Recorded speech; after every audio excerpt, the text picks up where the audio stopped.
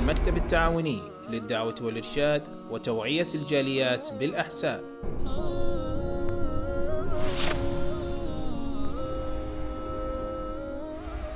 الحمد لله رب العالمين والصلاة والسلام على سيد المرسلين وعلى آله وصحبه اجمعین اما بعد. برادران اسلام، آج بتاریخ 19 ذی الحجہ مطابق 24 اکتوبر سن 2013 ہمارا ماہانہ اجلاس عام سورہ شمس والشمس وضحاہا کی تفسیر اور اس کے معانی و مطالب کے سمجھنے پر منعقد ہو رہا ہے. انشاءاللہ اس درس میں ہم یہ قرآن پاک کی یہ صورت کو سمجھنے کی کوشش کریں گے، اس میں غور و فکر کرنے کی کوشش کریں گے. اللہ تبارک و تعالیٰ سے دعا ہے، رب اشرح لی صدری ویسر لی امری واحلل عقدۃ من لسانی یفقہوا قولی. اللہ تبارک و تعالیٰ میرا معاملہ آسان فرمائے، صحت و عافیت کے ساتھ، اور حق کی جو باتیں قرآن پاک کے اللہ کے کلام کو سمجھنے کی جو میں نے کوشش کی ہے، جو بات میں آپ تک پہنچانا چاہتا ہوں، اس کے ذریعے سے اللہ کی مراد کو، اللہ کے مقصود کو میں جو پہنچانا چاہتا ہوں، اللہ تعالیٰ خیریت کے ساتھ میں اور صحیح حق کو آپ تک پہنچانے کی مجھے توفیق عطا فرمائے، اور آپ لوگوں کو حق سننے کی توفیق عطا کرے اور اس کو اپنی زندگیوں میں اپنانے کی، اور اس کے ذریعے دین اور دنیا اور آخرت کی ہر طرح کی سعادت حاصل کرنے کی توفیق عطا فرمائے. میرے بھائیوں، سورہ والشمس وضحاہا بڑی مشہور صورت ہے. ایک بار ہم اس کی تلاوت کر لیتے ہیں شروع سے آخر تک. اعوذ باللہ من الشیطان الرجیم، بسم اللہ الرحمن الرحیم.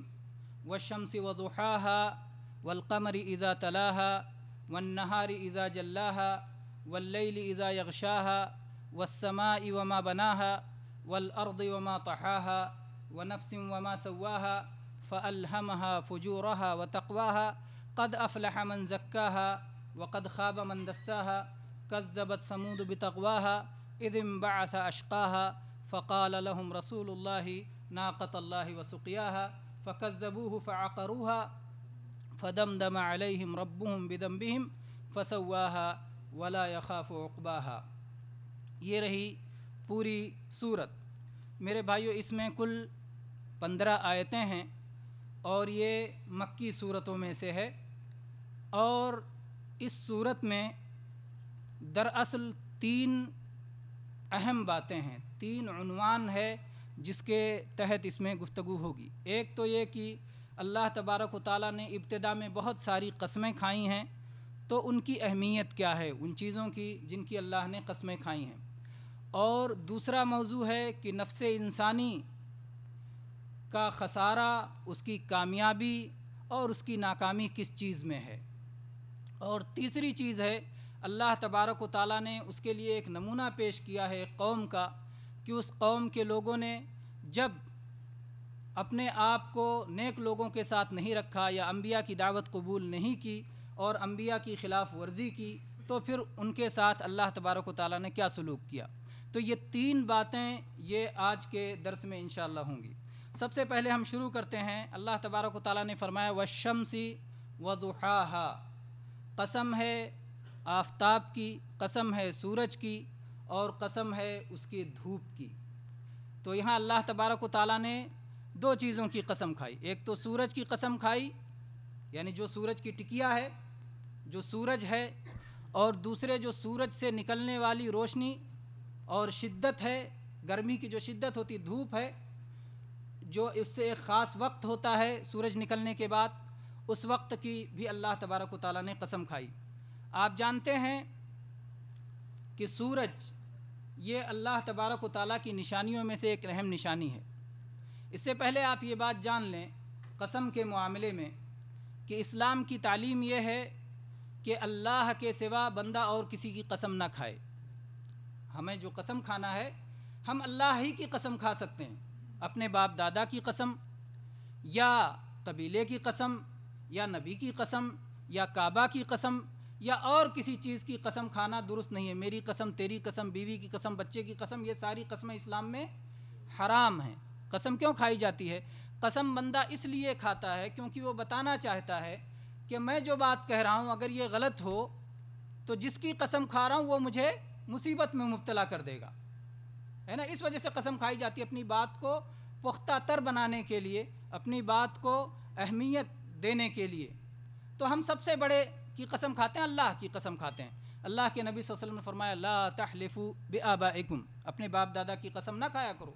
اللہ کے نبی صلی اللہ علیہ وسلم نے فرمایا من کان حالفا فلیحلف باللہ او لیصمت، جسے قسم کھانا ہو وہ اللہ کی قسم کھائے ورنہ چپ رہے، خاموش رہے. تو قسم صرف اللہ کی جائز ہے. اب اللہ تبارک و تعالیٰ اگر قسم کھانا چاہے تو اللہ سے بڑا کون ہے؟ باقی تو سب اس کی مخلوق ہیں. اللہ خالق ہے، باقی مخلوق ہیں، تو اللہ کس کی قسم کھائے گا؟ ظاہر بات ہے اللہ تبارک و تعالیٰ اپنے مخلوقات ہی کی قسم کھاتا ہے. اور چنانچہ قرآن پاک میں بہت ساری قسمیں اللہ تبارک و تعالیٰ نے کھائی ہیں. جس مخلوق کی اللہ تبارک و تعالیٰ قسم کھاتا ہے اس کی اہمیت کو بتانے کے لیے، اس کی اہمیت کو واضح کرنے کے لیے اللہ تبارک و تعالیٰ قسم کھاتا ہے. تو یہاں اللہ تبارک و تعالیٰ نے فرمایا والشمس وضحاها، سورج کی قسم اور سورج کے دھوپ کی قسم. سورج یہ اللہ تبارک و تعالیٰ کی بہت بڑی نشانی ہے. چنانچہ جناب محمد رسول اللہ صلی اللہ علیہ وسلم کی زندگی میں ایک بار سورج کو گرہن لگ گیا، اور اتفاق سے اسی دن ابراہیم علیہ السلام جو نبی کریم صلی اللہ علیہ وسلم کے صاحبزادے تھے ان کی وفات ہو گئی تھی. تو لوگ کہنے لگے کہ دیکھو نبی صلی اللہ علیہ وسلم کے بیٹے کی وفات ہوئی اور سورج میں گرہن لگ گیا. جناب محمد رسول اللہ صلی اللہ علیہ وسلم اللہ کے سچے نبی تھے. وہ واقعات اور حالات سے کوئی ناجائز فائدہ نہیں اٹھاتے تھے. وہ اللہ تبارک و تعالیٰ کی تعلیم کو، صحیح تعلیم کو، برحق توحید کو، اللہ کی صحیح معرفت کو بندوں تک پہنچاتے تھے. تو اس لیے آپ کھڑے ہوئے اور آپ نے کہا ان الشمس والقمر آیتان من آیات اللہ لا ينکسفان لموت احد ولا لحیاتہ. سورج اور چاند یہ اللہ کی دو نشانیاں ہیں، یہ کسی کے مرنے یا جینے سے، کسی کی پیدائش سے یا کسی کی وفات سے ان میں گرہن نہیں لگتا یا ان میں کوئی اثر نہیں ہوتا. یہ اللہ تبارک و تعالیٰ جب چاہتا ہے تو ان میں گرہن لگاتا ہے. اللہ نے اگر اس کا حساب مقرر کر رکھا ہے تو حساب کے مطابق اس میں گرہن لگتا ہے. اور اللہ تبارک و تعالیٰ اس طرح اپنے بندوں کے دلوں میں خوف پیدا کرنا چاہتا ہے، ڈر پیدا کرنا چاہتا ہے کہ وہ اللہ جو اس عظیم الشان سورج کو، اتنے بڑے سورج کو جو پوری دنیا کو روشنی مہیا کر رہا ہے، پاور، طاقت مہیا کر رہا ہے، اور جو ہے اگر ذرا بھی وہ زیادہ نیچے اتر آئے تو دنیا آگ سے جل جائے، اور اگر دور ہو جائے تو دنیا مارے ٹھنڈک کے ٹھٹر جائے. تو وہ عظیم الشان سورج وہ کسی کا نہیں ہے، وہ اللہ تبارک و تعالیٰ کی مخلوق ہے. اور اللہ تبارک و تعالیٰ نے جہاں اس کو رکھا ہے، جیسے اللہ نکلنے کا حکم دیتا ہے، جیسے اللہ اس کو ڈوبنے کا حکم دیتا ہے، جیسے اللہ نے اس کی چال کو متعین کر دیا ہے کہ کہاں سے کہاں تک چلنا ہے، تو وہ وہی کر سکتا ہے، اس سے زیادہ کچھ نہیں کر سکتا. تو میرے بھائیو یہ اللہ کی ایک نشانی ہے.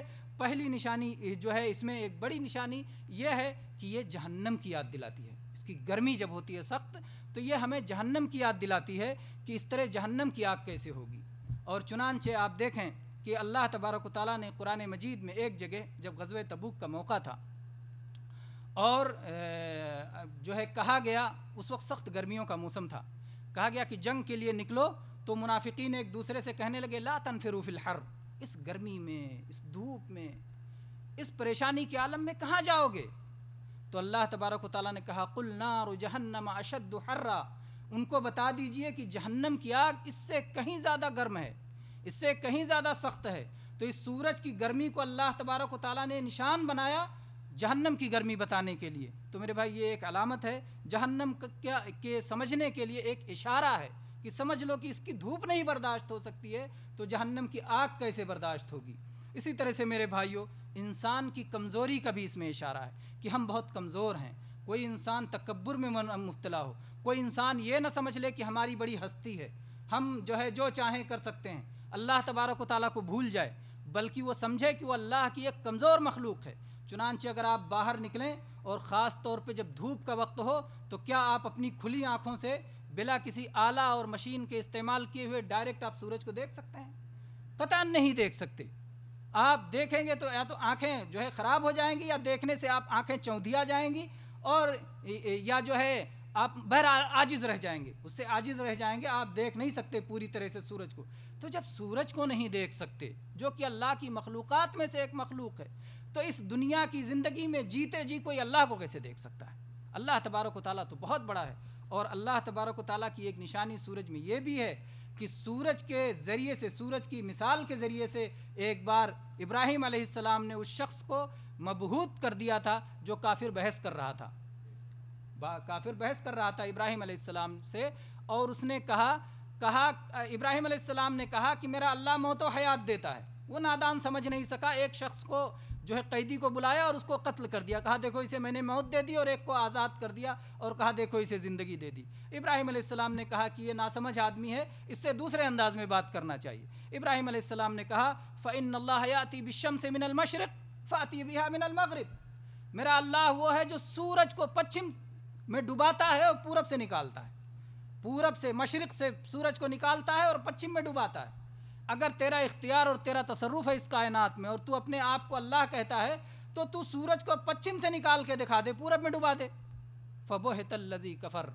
کافر مبہوت ہو گیا، اس کی عقل چلی گئی، وہ ہکا بکا رہ گیا اور اس کو کوئی جواب نہیں بن سکا. تو سورج یہ بھی جو ہے، وہ لوگ جو اللہ کا انکار کرتے ہیں ان کے لیے یہ سورج بہت بڑی نشانی ہے کہ اس کا پیدا کرنے والا ایک ہے، اس کو ایک نظم و ضبط کے ساتھ چلانے والا، اس کے توازن کے ساتھ رکھنے والا. اور اس کو جیسے دیکھیں، جیسے ہم گرمیوں میں سورج سے پریشان ہو جاتے ہیں، بھاگتے ہیں، ٹھنڈیوں میں سورج کو تلاش کرتے ہیں، تو اللہ تبارک و تعالیٰ نے اس کو ہمارے نفع کے لیے بنایا ہے، ساری چیزوں کو ہمارے لیے لگا دیا ہے. تو وہ اللہ جو بہت ہی قدرت والا ہے اور جو ہے بہت علم والا ہے اور جانتا ہے ہمارے بندے کو کیا ضرورت ہے، اس طرح سے سب کچھ عطا کرنے والا ہے، وہ اللہ تبارک و تعالیٰ وہی عبادت کے لائق ہے اور اس کے سوا کوئی عبادت کے لائق نہیں ہے. تو میرے بھائیو، اسی لیے جو لوگ سورج کی اس عظمت کو دیکھ کر کے اللہ کو بھول کر کے سورج ہی کو اپنا رب بنا لیتے ہیں، اللہ تبارک و تعالیٰ نے انہیں بھی سمجھاتے ہوئے کہا لا تسجدوا للشمس ولا للقمر واسجدوا للہ الذی خلقہن. نہ سجدہ کرو سورج کو، نہ سجدہ کرو چاند کو، بلکہ سجدہ کرو اس اللہ کو جس نے ان دونوں کو پیدا فرمایا ہے. تو اللہ تبارک و تعالیٰ نے پہلے جس چیز کی قسم کھائی، سورج کی قسم کھائی، والشمس وضحاها، قسم ہے سورج کی اور قسم ہے دھوپ کی. اسی طرح سے میرے بھائیوں، دھوپ میں آپ یہ دیکھیں، ضحیٰ، وقت الضحیٰ کہتے ہیں. آپ نے صلاۃ الضحیٰ سنا ہوگا، صلاۃ الضحیٰ، چاشت کی نماز. ضحیٰ چاشت کو کہتے ہیں. چاشت یہ فارسی کا لفظ ہے، اس ضحیٰ عربی کا لفظ ہے. اس کے معنی ہوتا ہے جب سورج چڑھ کے شدت اختیار کر لے، یعنی پہلے سورج نکلتا ہے، اس کو کہتے ہیں شروق یا اشراق، اور اس کے بعد تھوڑا سا بلند ہوتا ہے، پھر اس کے بعد اور اونچائی پہ جاتا ہے، تو پھر وہ ضحیٰ کا وقت ہوتا ہے جب شدت آ جاتی ہے. اسی لیے صلاۃ الضحیٰ کا ایک نام صلاۃ الاوابین بھی ہے، صلاۃ الاوابین بھی ہے چاشت کی نماز کا دوسرا نام. اور جو ہے اللہ کے نبی صلی اللہ علیہ وسلم نے اس کا وقت بتاتے ہوئے فرمایا صلاۃ الاوابین حین ترمض الفصال. صلاۃ الاوابین کا وقت وہ اس وقت ہے جب اونٹ کے بچے کا پیر جلنے لگے، کیونکہ ریت گرم ہو جائے گی دھوپ کی وجہ سے، اور جب اونٹ کا بچہ چلے گا تو اس کو گرمی کا احساس ہوگا. تو اللہ کے نبی صلی اللہ علیہ وسلم نے یہ وقت بتایا صلاۃ الاوابین کا. تو اصل میں اللہ تعالیٰ نے اس وقت کی قسم کھائی، ضحیٰ کے وقت کی اور چاشت کے وقت کی قسم کھائی، کیونکہ یہی وقت ہوتا ہے کہ جب لوگ اپنے کاموں کے لیے نکلتے ہیں اور ہر کوئی دنیا میں مشغول ہو جاتا ہے، لگ جاتے ہیں، کمانے میں لگ جاتے ہیں. تو اس طرح سے اس وقت غفلت کا وقت ہوتا ہے، اللہ کو بھولنے کا وقت ہوتا ہے. اس وقت اللہ تبارک و تعالیٰ نے کہا کہ یہ وقت بڑا اہم اور قیمتی ہے. اس وقت جو اللہ کو یاد کرتا ہے تو اللہ تبارک و تعالیٰ کی خصوصی رحمتیں اس پر ہوتی ہیں، خاص فضل ہوتا ہے. اس لیے صلاۃ الاوابین، اواب کس کو کہتے ہیں عربی میں؟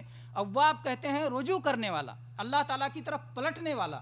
تو گویا ایسے وقت میں جب ساری دنیا اپنے اپنے مشغلے میں لگی ہوئی ہے، اپنے اپنے کام میں لگی ہوئی ہے، اس وقت یہ اللہ تبارک و تعالیٰ کی طرف سے پلٹ کے آ رہا ہے، تو اس کو خاص صلاۃ کہا گیا، صلاۃ الاوابین یا صلاۃ الضحیٰ. اور صلاۃ الضحیٰ کی فضیلت آپ سب نے سنا ہوگا.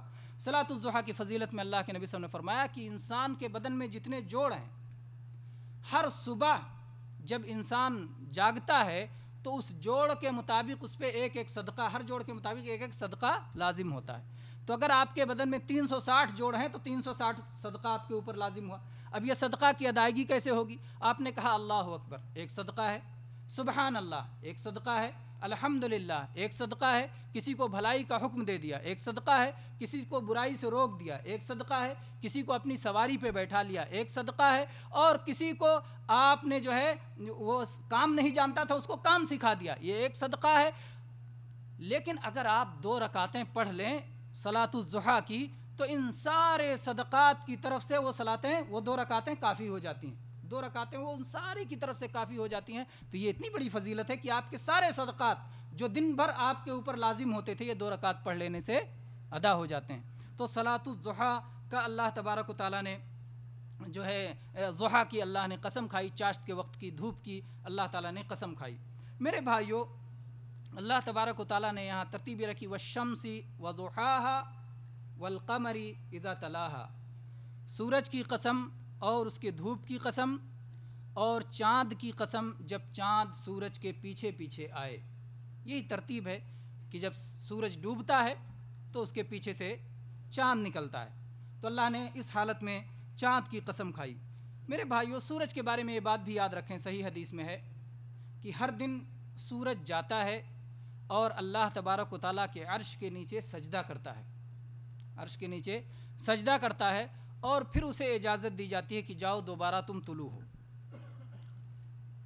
جب قیامت آنے والی ہوگی تو اس کو اجازت نہیں دی جائے گی اور کہا جائے گا یہیں سے لوٹ جاؤ، تو پھر وہ پچھم سے طلوع ہوگا، مغرب سے طلوع ہوگا، اور اس کے بعد جب سورج مغرب سے طلوع ہو جائے گا تو کسی کا ایمان اس وقت کام نہیں آئے گا۔ ایمان جو اس سے پہلے ہے وہی کام آنے والی چیز ہے۔ جب اللہ کی یہ نشانی ظاہر ہو جائے گی تو پھر کسی کا ایمان کام نہیں آئے گا۔ اللہ تبارک و تعالیٰ نے پہلے سورج کی قسم کھائی، بعد میں چاند کی قسم کھائی۔ اس سے سورج کی اہمیت، سورج کی عظمت اور سورج کی بڑائی معلوم ہوتی ہے، اور چنانچہ آپ یہ جانتے ہیں کہ یہ بات کہی جاتی ہے، اور یہ سائنس کی دنیا کا معاملہ ہے، لیکن یہ تقریباً کہتے ہیں تجربے سے بات ثابت ہو چکی ہے، اور دنیا کی اکثریت اس کو مانتی ہے کہ چاند کے اندر خود اپنی روشنی نہیں ہے، بلکہ چاند سورج کی روشنی سے جو ہے روشن کرتا ہے، یعنی ریفلیکشن جس کو کہتے ہیں، کہ وہ اس جیسے آئینے میں آپ کوئی چیز جو ہے ڈالیں اور آئینے سے دوبارہ پلٹ کے روشنی جائے، تو اسی طرح سے سورج کی روشنی چاند پہ پڑتی ہے اور پھر چاند اس روشنی کو جو ہے اپنے طور پہ پہنچاتا ہے، اس لیے اس کی روشنی ہلکی بھی ہے۔ سورج کی روشنی تیز ہے، گرم ہے، اور چاند کی روشنی ہلکی ہے اور کمزور ہے، اور وہ چاندنی جو ہے بلکہ بہت سارے لوگ چاند کی روشنی کو لذت کے لیے استعمال کرتے ہیں، چاندنی سے جو ہے لذت لیتے ہیں، لطف لیتے ہیں۔ تو چاند جو ہے چاند اس سے کمزور ہے اور سورج کا درجہ اس سے بڑا ہے اللہ تبارک و تعالیٰ کے یہاں، لیکن اپنی بڑائی کے باوجود وہ لائق عبادت نہیں، بلکہ لائق عبادت اللہ کی ہستی ہے۔ اسی طرح سے اللہ تعالیٰ نے کہا چاند کی قسم جب وہ پیچھے آئے۔ اللہ تبارک و تعالیٰ نے ایک حساب مقرر کر دیا ہے سورج اور چاند کا، دونوں اسی حساب سے چلتے ہیں۔ اللہ نے فرمایا الشمس والقمر بحسبان، سورج اور چاند کے لیے ایک اللہ نے حساب مقرر کر دیا۔ للشمس ينبغي لها ان تدرك القمر ولا الليل سابق النهار، نہ سورج ہی جو ہے چاند کو پکڑ سکتا ہے اور نہ ہی رات دن سے پہلے آ سکتی ہے۔ اللہ نے جس کا جو حساب متعین کر دیا ہے اسی طرح سے سب کو اپنے اپنے حساب سے چلنا ہے۔ البتہ آپ کس کو پہلے تصور کریں گے، دن کو پہلے تصور کریں گے کہ رات کو پہلے تصور کریں گے؟ شریعت نے عام طور پہ رات کو پہلے مانا ہے، اور رات کو پہلے ماننے کی وجہ بھی ہے کہ اللہ تبارک و تعالیٰ نے پہلے اندھیرے کو پیدا کیا، پھر اس کے بعد اجالے کو پیدا کیا، اس لیے ابتدا جو ہے رات سے ہے۔ اللہ نے فرمایا وَجَعَلَ الظُّلُمَاتِ وَالنُّورِ، اللہ نے ظلمات اندھیروں کو پہلے ذکر کیا، اس لیے اہل علم نے فرمایا کہ اللہ نے اسے پہلے پیدا کیا، اس لیے اس کا پہلے ذکر کیا۔ جیسے قرآن کی وہ آیت ہے جس میں اللہ تعالیٰ نے فرمایا وَمَا خَلَقْتُ الْجِنَّ وَالْإِنسَ إِلَّا لِيَعْبُدُونَ، ہم نے جناتوں کو اور انسانوں کو اس لیے پیدا کیا کہ وہ میری ہی عبادت کریں۔ تو جناتوں کو پہلے اللہ نے کیوں ذکر کیا؟ اس لیے کہ ان کی پیدائش پہلے ہے، ان کا وجود پہلے ہے۔ تو اسی طرح سے یہاں بھی اندھیروں کا وجود پہلے ہے، اس لیے رات کو شریعت میں عام طور پہ پہلے مانا جاتا ہے۔ چاند نکلا، چاند سے تاریخ شروع ہوئی، اور رات کو پہلے مانا گیا اور دن کو اس کے بعد مانا گیا۔ اللہ تبارک و تعالیٰ نے چاند میں بھی دیکھیے کتنی نشانیاں رکھی ہیں۔ سورج ایک ہی انداز پہ ہے، وہی گولائی لیے ہوئے وہی شکل لیے ہوئے نکلتا ہے ڈوبتا ہے نکلتا ہے ڈوبتا ہے، اگرچہ نکلنے اور ڈوبنے کی جگہیں اس کی بدلتی رہتی ہیں. اسی لیے اللہ نے فرمایا رب المشارقی والمغارب، سورج کی جو نکلنے کی جگہیں ہیں، سورج کی جو ڈوبنے کی جگہیں ہیں، اللہ ان سب کا رب ہے، اللہ ان سب کا رب ہے. تو یہ جگہیں بدلتی ہیں لیکن اس کی شکل و صورت نہیں بدلتی. البتہ چاند کا کیا مسئلہ ہے، اس کی شکل بدلتی ہے.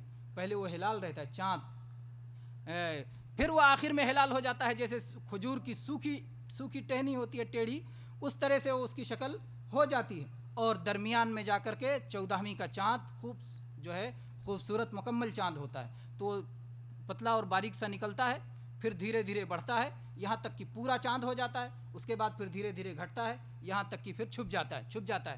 تو یہ چاند کا اس طرح مسئلہ ہے. اور اس کے ذریعے سے اللہ تبارک و تعالیٰ نے کیا بنایا، یہ ایسا کیوں کیا؟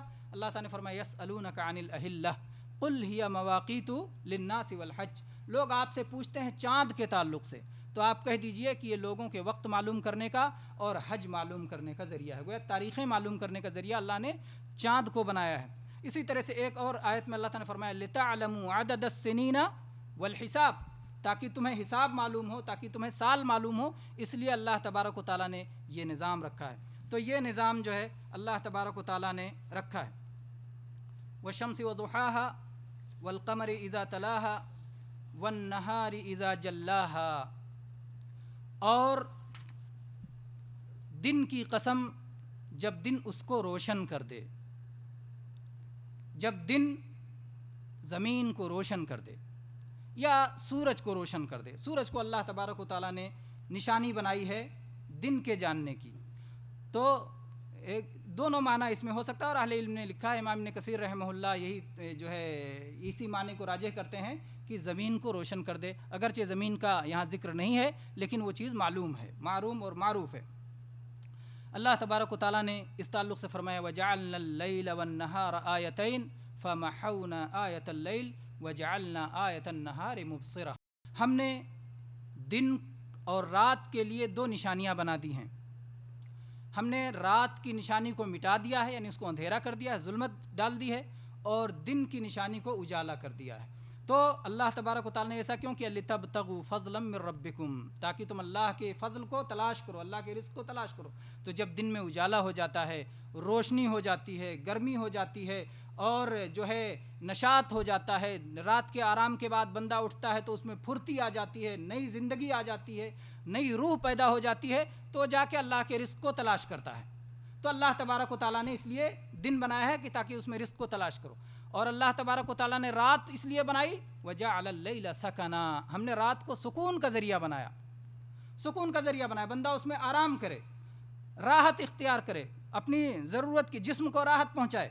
اللہ تبارک و تعالیٰ نے فرمایا وَاللَّيْلِ إِذَا يَغْشَاهَا وَالنَّهَارِ إِذَا جَلَّاهَا، دن کی قسم جب دن زمین کو روشن کر دے، اور رات کی قسم جب رات اس کو زمین کو ڈھانپ لے، زمین پر چھا جائے.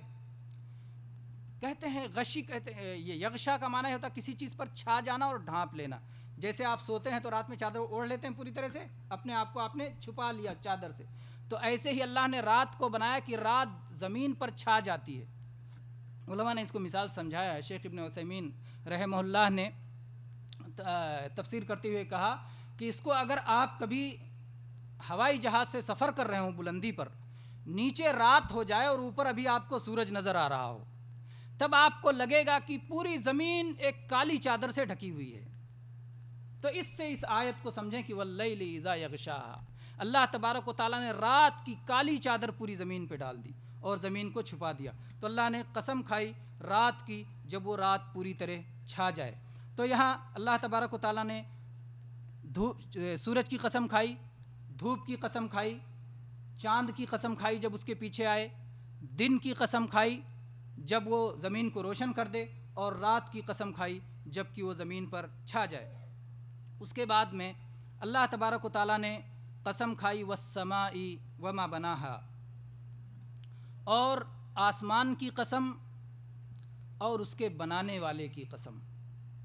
عربی زبان میرے بھائی بہت نازک زبان ہے، اس لیے اس میں دونوں معنی جو ہے بن سکتا ہے. ایک معنی تو یہ کہ آسمان کی قسم اور اس کے بنانے والے کی قسم، اور دوسرا معنی اس کا یہ بنے گا آسمان کی قسم اور اس کے بنانے کی قسم.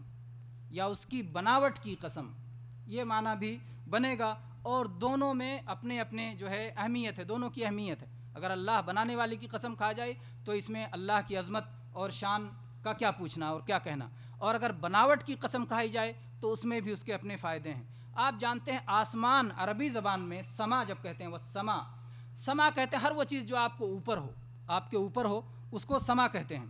اللہ تبارک و تعالیٰ نے آسمان میں ایسی نشانی رکھی ہے، ایسا آسمان بنایا ہے کہ اس میں بہت سی نشانیاں ہیں اس کے اندر۔ اللہ تعالیٰ نے فرمایا وَالسَّمَاءِ ذَاتِ الْحُبُكِ، آسمان کی قسم جو نہایت اتقان والا ہے، یعنی نہایت مضبوطی والا ہے، نہایت کامل ہے اپنے اندر۔ یعنی جیسے آپ ایک گھر بناتے ہیں تو ایک بیگ پورا گھر مکمل نہیں ہو جاتا، کچھ نہ کچھ کام لگا رہتا ہے، ابھی کلر کرنا ہے تو ابھی کھڑکی لگانا ہے، تو ابھی جو ہے یہ ٹوٹ گیا تو ابھی یہ خراب ہو گیا، تو لگاتے رہتے پورا نہیں ہوتا۔ لیکن اللہ تبارک و تعالیٰ نے آسمان کو ایسا بنایا ہے کہ دوبارہ پھر اس کو دیکھنے کی ضرورت نہیں، ایک بار اللہ نے بنا دیا ویسے ہے، اور کتنے کروڑوں برس ہو گئے ویسے ہی آسمان ہے، ویسی آسمان وہی مضبوطی کے ساتھ، اس میں کھمبے نہیں ہیں، کھمبوں کے بغیر قائم ہے، بغیر عمد ترونہا، کوئی ستون آپ نہیں دیکھ سکتے اس میں۔ اللہ نے اس میں دروازے بنائے ہیں، معراج کی حدیث آپ لوگوں نے سنی تھی کہ کیسے جو ہے جب دروازے پہ جا کے نبی کریم صلی اللہ علیہ وسلم نے دستک دی اور دروازہ کھولا گیا، فرشتے روزانہ آتے جاتے رہتے ہیں لیکن کچھ نہیں ظاہر ہوتا۔ اسی طرح سے آسمان کو اتنا مضبوط بنایا اللہ تبارک و تعالیٰ نے، اور اس طرح سے بنایا ہے کہ کبھی آپ کو اس میں کہیں کوئی کمی نظر نہیں آئے گی۔ جب بھی آپ آنکھ اٹھا کے دیکھیں گے کہیں نہیں کہیں گے بہت پرانا ہو گیا، ادھر اب رنگنے کی ضرورت ہے، یا یہ ہو گیا، یہ کرنے کی ضرورت ہے۔ اللہ تعالیٰ نے فرمایا فرجع البصر هل ترى من فطور ثم ارجع البصر کرتين ينقلب اليك البصر خاسئا وهو حسير، بار بار نظر ڈالو، بار بار آنکھ ناکام لوٹ کے آئے گی اور آپ کوئی کمی یا کوتاہی نہیں پائیں گے۔ میرے بھائیوں، آسمان کو اللہ تبارک تعالیٰ نے ذکر کیا، آسمان کی قسم اور اس کی بناوٹ کی قسم، اور والارض وما طحاها، اور زمین کی قسم اور اس کے ہموار کرنے کی قسم۔ زمین کا ذکر اللہ نے آسمان کے بعد کیا، یہ آسمان کی فضیلت ظاہر کرنے کے لیے اور آسمان کی اہمیت ظاہر کرنے کے لیے۔ زمین کے مقابلے میں آسمان بلند ہے، زمین پست ہے۔ آسمان جو ہے اس پہ آسمان اللہ کے عرش سے قریب ہے، اللہ کا عرش ساتوں آسمانوں کے اوپر ہے، اللہ تبارک و تعالیٰ اپنے عرش پر ہے، تو آسمان اللہ کے عرش سے قریب ہے، زمین اللہ کے عرش سے دور ہے۔ اسی طرح سے آسمان پر فرشتے رہتے ہیں جو اللہ کی نافرمانی نہیں کرتے، اللہ کی معصیت نہیں کرتے، اور جنت کہاں ہے؟ آسمان میں ہے۔ رزق ہمارا کہاں سے ملتا ہے؟ آسمان سے۔ اللہ نے فرمایا وَفِي السَّمَاءِ رِزْقُكُمْ وَمَا تُوعَدُونَ، آسمان میں ہی تمہارا رزق ہے اور جس کا تم سے وعدہ کیا گیا، جنت و جہنم، یہ بھی سب آسمان میں ہے۔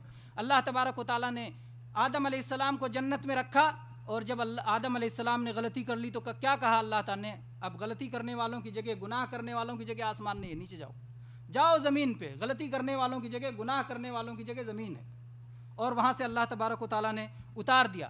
آسمان کو اللہ تبارک و تعالیٰ نے تاروں سے، چاند سے، سورج سے سجایا ہے، اللہ تبارک و تعالیٰ نے جو ہے یہ اس کی زینت ہے۔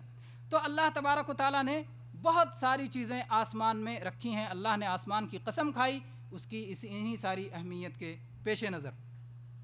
والسماء وما بناہا، آسمان کی قسم اور آسمان کے بنانے کی قسم۔ میرے بھائیوں، بنانے کی قسم کھانے میں اس بات کی طرف اشارہ ہے کہ کسی ایسی چیز کا بنایا جانا، کسی ایسی چیز کو بنانا جس سے لوگوں کو فائدہ ہو، یہ ہونا چاہیے، یہ قابل تعریف چیز ہے۔ ایسی چیز بنانا جس سے لوگوں کو فائدہ پہنچے، یہ قابل تعریف چیز ہے۔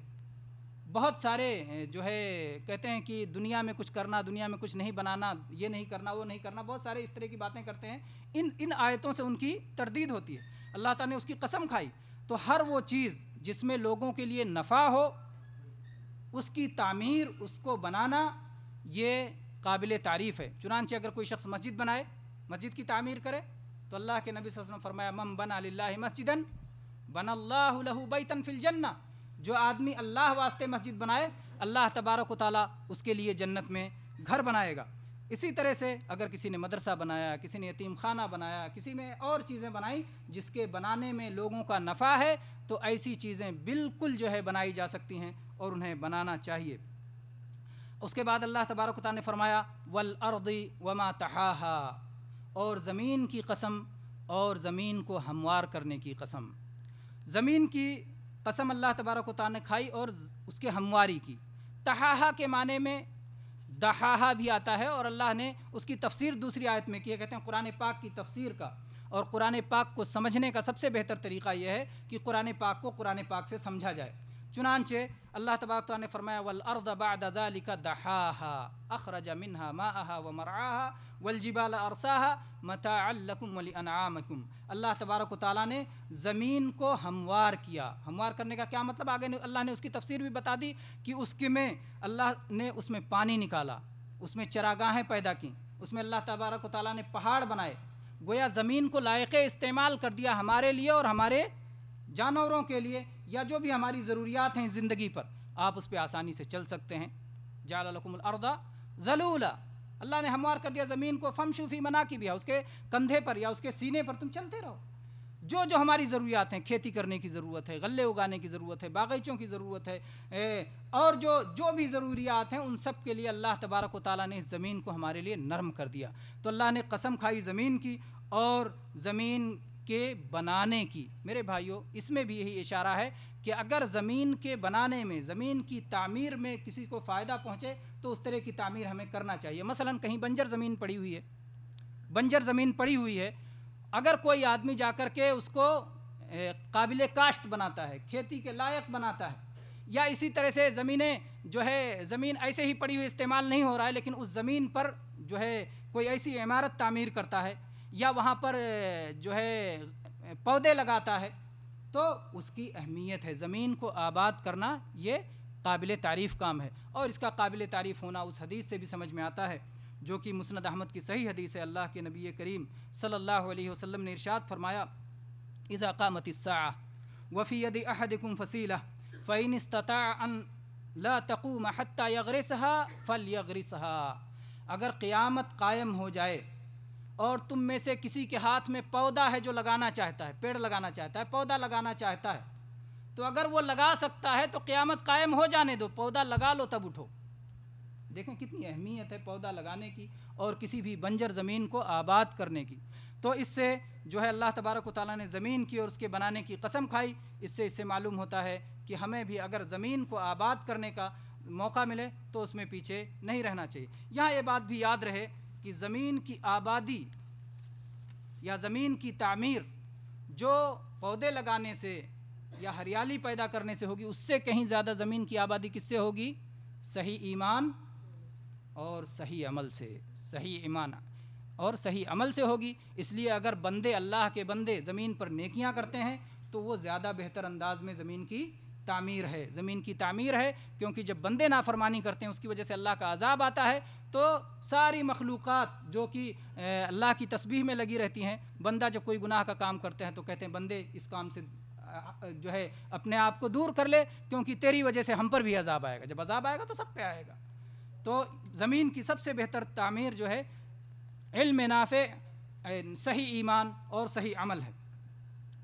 میرے بھائیو، اس میں ایک چیز اور غور کرنے کی ہے۔ اللہ تبارک تعالیٰ نے فرمایا والشمس وضحاها والقمر اذا تلاها والنهار اذا جلاها واللیل اذا یغشاها والسماء وما بناها والارض وما طحاها۔ پہلے شروع میں اللہ تبارک و تعالیٰ نے سورج کی اور چاند کی، اور اس کے بعد دن اور رات کی، اور اس کے بعد میں پھر آسمان کی اور زمین کی۔ دن اور رات یا سورج کا نکلنا اور چاند کا نکلنا یہ وقت سے متعلق ہے، اور زمین اور آسمان یہ جگہ سے متعلق ہے۔ تو اہل علم نے ایک حکمت اس میں یہ بھی بتائی کہ وقت زیادہ قیمتی ہے، جگہ کے مقابلے میں وقت کی اہمیت ہمیں سمجھنا چاہیے۔ بعض لوگ چاہتے ہیں کہ ہم قیمتی جگہ پہنچ جائیں، مکہ پہنچ جائیں، مدینہ پہنچ جائیں، اور وہ جگہیں جو مبارک ہیں، مقدس ہیں، لیکن وہاں پہنچ کر کے اگر ویسے ہی وقت برباد کرتے ہیں، وقت کا استعمال نہیں کیا، وہاں پہنچ کر کے بھی ویسے غافل رہے، ویسے ہی بے ڈھب رہے، تو کوئی فائدہ نہیں ہوا اچھی جگہ پہنچ کر کے۔ لیکن اگر آپ اچھی جگہ پہ نہیں ہیں، وقت ایسی چیز ہے جو ہر شخص کو ہر جگہ مہیا ہے، ہر جگہ ہر شخص کو مہیا ہے، تو اس لیے وہ وقت سے اپنے فائدہ اٹھائے وقت میں۔ اسی لیے اللہ تعالیٰ نے جو ہے پورے قرآن مجید کے اندر اوقات کی قسم زیادہ کھائی ہے، والفجر، والعصر، یہ سب اوقات ہیں. تو اور بھی جو ہے اللہ تبارک و تعالیٰ نے قسمیں کھائی ہیں. یہ اس لیے وقت کی اہمیت ہمیں سمجھنا چاہیے اور وقت کو یوں ہی بلا وجہ ضائع اور برباد نہیں کرنا چاہیے. میرے بھائیوں، اگر ان پر ہم غور کریں تو یہ سب اللہ کی نشانیاں ہیں. سورج اللہ کی نشانی ہے، دھوپ اللہ کی نشانی ہے، چاند اللہ کی نشانی ہے، دن اور رات اللہ کی نشانی ہے. اس سب سے ہم فائدہ اٹھاتے ہیں. آسمان و زمین اللہ کی نشانی ہے. یہ سب میں جو تضادات ہیں، کہیں بلندی ہے کہیں پستی ہے، کہیں اجالا ہے کہیں اندھیرا ہے، کہیں سختی ہے کہیں نرمی ہے، کہیں ٹھنڈک ہے کہیں گرمی ہے، کہیں کچھ اور ہے کہیں کچھ اور ہے. نرمی اور اس طرح سے مختلف انداز سے آپ تضاد دیکھ رہے ہیں، ایک دوسرے کے مقابل ہے. یہ اللہ تبارک و تعالیٰ کی قدرت کو ظاہر کرتی ہے کہ اللہ تبارک و تعالیٰ ایسا بھی پیدا کرنے پہ قادر ہے اور ایسا بھی پیدا کرنے پہ قادر ہے. اور اللہ تبارک و تعالیٰ کا علم، کیونکہ اللہ بنانے سے پہلے اس چیز کو جانتا ہے، تو اللہ تبارک و تعالیٰ کا علم، اللہ تبارک و تعالیٰ کی قدرت، اللہ تبارک و تعالیٰ کی عظمت، اللہ تبارک و تعالیٰ کی شان اس سے ظاہر ہوتی ہے. اس لیے ہم کو اللہ تبارک و تعالیٰ کی طرف بار بار رجوع کرنا چاہیے اور اس کی عظمت کو اپنے دل میں بیٹھانا چاہیے. اللہ اکبر، اللہ اکبر، اللہ سب سے بڑا ہے، اللہ سب سے عظیم ہے، اللہ سب سے بلند ہے، اللہ تبارک و تعالیٰ سب سے زیادہ عالی شان ہے. اس کے بعد میرے بھائیو، اللہ تبارک و تعالیٰ نے نفس کی قسم کھائی، وَنَفْسٍ وَمَا سَوَّاهَا، اور نفس کی قسم اور اس ذات کی قسم جس نے اس کو ٹھیک ٹھاک کیا، اس کو درست کیا. یا نفس کی قسم اور اس کو ٹھیک ٹھاک کرنے کی قسم. نفس کس کو کہتے ہیں؟ قرآن مجید میں نفس 3 طرح سے استعمال ہوا ہے. ایک نفس تو اللہ کے لیے استعمال ہوا ہے. اللہ تبارک و تعالیٰ نے فرمایا وَيُحَذِّرُكُمُ اللَّهُ نَفْسَهُ، اللہ تبارک و تعالیٰ تم کو اپنے نفس سے ڈراتا ہے. اللہ کہتا ہے اس سے ڈرو، اللہ سے ڈرو. تو یہ نفس اللہ کے لیے استعمال ہوا. اور ایک روح کے لیے استعمال ہوتا ہے نفس، جیسے اللہ تعالیٰ نے فرمایا فرشتے آئیں گے اور کہیں گے اخرجوا انفسکم، اپنے نفسوں کو نکالو، یعنی اپنی جان، اپنی روح کو نکال باہر کرو. اور ایک نفس استعمال ہوتا ہے جسم اور روح دونوں ایک ساتھ، اس کو بھی نفس کہتے ہیں. اللہ تبارک و تعالیٰ نے فرمایا قرآن کریم میں کل نفس ذائقۃ الموت، ہر نفس کو موت کا مزہ چکھنا ہے. تو کس کو موت جسم اور روح دونوں پر، جو یہ جسم اور روح ہے دونوں پر موت آئے گی. اسی طرح سے اللہ تعالیٰ نے فرمایا ولا تقتلوا انفسکم، اپنے آپ کو قتل نہ کرو. تو یہ جسم و روح دونوں کو شامل ہے. تو نفس ان 3 طرح کی چیزوں کے لیے ہے. قرآن پاک میں اللہ نے یہاں قسم کھائی نفس کی قسم، تو اس سے یہ دونوں طرح کی چیزیں، جسم اور روح دونوں کو اللہ تبارک و تعالیٰ نے بنایا ہے اور دونوں اس قسم میں شامل ہیں. اور ان دونوں کو اللہ تعالیٰ نے ٹھیک ٹھاک بنایا ہے. وَسَوَّاهَا، دونوں کو ٹھیک ٹھاک کیا. جسم کو ٹھیک کرنے کا اللہ تعالیٰ نے جب پہلے آدم علیہ السلام کو بنایا، مٹی سے ان کا پتلا بنایا، اور اللہ تبارک و تعالیٰ نے فرشتوں سے کیا کہا فَإِذَا سَوَّيْتُهُ وَنَفَخْتُ فِيهِ مِن رُّوحِي فَقَعُوا لَهُ سَاجِدِينَ، جب میں اس کو ٹھیک ٹھاک بنا دوں گا، پورا ہو جائے گا، درست ہو جائے گا، اور میں اپنی روح پھونک دوں گا تو سب لوگ سجدے میں گر پڑنا. تو نفس جب جسم میں پہنچ جاتی ہے، روح جب جسم میں پہنچ جاتی ہے، تب اس کو نفس کہا جاتا ہے. جب تک جسم میں نہیں پہنچتی تب تک اسے روح کہا جاتا ہے. روح کو ٹھیک ٹھاک کرنے کی ضرورت نہیں، وہ اللہ تبارک و تعالیٰ کا خاص امر ہے، اس کے بارے میں کوئی نہیں جانتا. اللہ تعالیٰ نے فرمایا یسألونک عن الروح قل الروح من امر ربی، وہ آپ سے روح کے بارے میں پوچھتے ہیں، کہہ دیجئے روح یہ میرے اللہ کا حکم ہے. اس کو کوئی نہیں جانتا وہ کیا چیز ہے. تو روح کے بارے میں تو کچھ مت پوچھیے. البتہ روح جب جسم میں داخل ہو جائے تو وہ نفس بن جاتا ہے، اور اللہ تبارک و تعالیٰ نے اس کو ٹھیک ٹھاک کیا ہے اور بندوں سے بھی کہا ہے کہ اس کو ٹھیک ٹھاک کرو. اللہ تبارک و تعالیٰ نے کیسے نفس کو ٹھیک ٹھاک کیا، کیسے جسم کو ٹھیک ٹھاک کیا. اگر ہم اپنے جسموں پہ غور کریں میرے بھائی، اللہ تبارک و تعالیٰ نے کیسے ہم کو کتنا خوبصورت جو ہے جسم عطا فرمایا ہے، کیسے جو ہے کتنا یعنی ہم کو ہماری جو قامت ہے، قد و قامت ہے، جو اندام ہے، جو ہاتھ ہیں، پیر ہیں، اور ہاتھوں کی انگلیاں، پیروں کی انگلیاں، ایک ایک جوڑ، اور سر میں جو ہے کس طرح سے اللہ تبارک و تعالیٰ نے آنکھیں، ناک، جو ہے کان، اور اسی طرح سے چہرہ، رخسار، اور پھر کس طرح سے سر پہ اللہ نے بال رکھا جو حسن کا ذریعہ ہے، کیسے مونچھیں بنائیں، کیسے داڑھی بنائی، کیسے بدن پہ کہیں بال رکھا کہیں بال نہیں رکھا، مختلف. یعنی بدن پہ اگر آدمی اپنے بدن پہ غور کر لے تو اللہ کی عظمت کو سمجھنے کے لیے بہت کافی ہے. اسی لیے اللہ تعالیٰ نے فرمایا وفی انفسکم افلا تبصرون. تم لوگ اپنے نفسوں میں غور کیوں نہیں کرتے؟ اپنے آپ میں غور کیوں نہیں کرتے؟ اگر ہم اپنے آپ میں غور کریں کہ اللہ تبارک و تعالیٰ نے ہم کو یہ چیزیں عطا فرمائی ہیں اس طرح سے، اور کیسے کتنے اچھے انداز میں عطا فرمائی ہیں، کیسی کیسی نعمتیں ہیں، تو میرے بھائیوں ہم سجدے میں گر جائیں گے اور کبھی سجدے سے شاید سر نہیں اٹھائیں گے.